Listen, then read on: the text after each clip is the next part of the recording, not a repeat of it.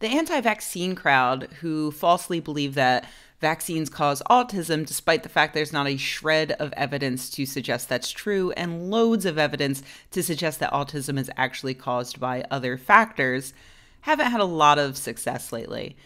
In fact, in the last few years, in general, vaccination rates have been increasing, especially for vaccines like HPV or the HIV vaccine. All doses of that. It takes several doses in order to be effective.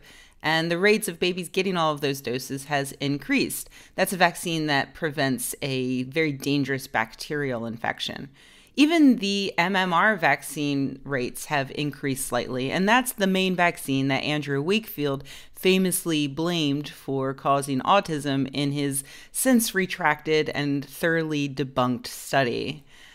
Still, rates for other vaccines have stagnated. And meanwhile, the President of the United States has expressed distrust of vaccines, and he has met with known anti-vaccination lunatics like Robert Kennedy to get guidance on future government policy. So the fight is very much still on. And last week, the anti-vaxxers got a pretty big win. What's a big win look like for an anti-vaxxer? Well, prepare yourself. It looks like this. You see, it's actually kind of hard for anti-vaxxers to convince large numbers of people to go against their doctor's orders and to go against logic and all of scientific history. So they lie and they make up emotional stories and they get a platform with people like Oprah in order to reach larger audiences. Another tactic they use is reaching out to marginalized groups.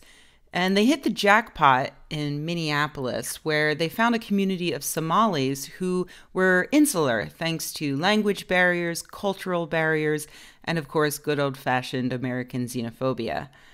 This left them vulnerable to liars like Andrew Wakefield, who came to town several times on behalf of the local anti-vaxxers to convince the Somali community that American doctors were trying to poison their children with vaccines. Amazingly, this worked, despite the fact that many of the Somalis had direct experience with measles. The Washington Post spotlighted one woman who not only had the disease as a child, but whose sister died from measles.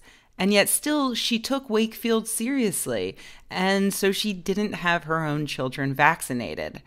Thanks to Wakefield's efforts over the past 10 years, the vaccination rate in the Somali community has plummeted from 92%, which was actually greater than the general population, probably because those people had seen firsthand the ravages of these diseases, down to an astonishingly bad 42%. And that can only have one result: a measles outbreak. At the end of last week, 44 cases of measles had been identified. Because the vaccination rate is so low, experts are unfortunately preparing for many more cases before the outbreak is contained. This is a disease that had been eradicated, and now it's back, and it's putting children's lives at risk. This isn't just a common cold. Measles hospitalizes children and kills children. And thanks to anti-vaxxers and their disinformation campaigns specifically targeted at the most marginalized, vulnerable, at-risk people you can imagine, it's back in full force.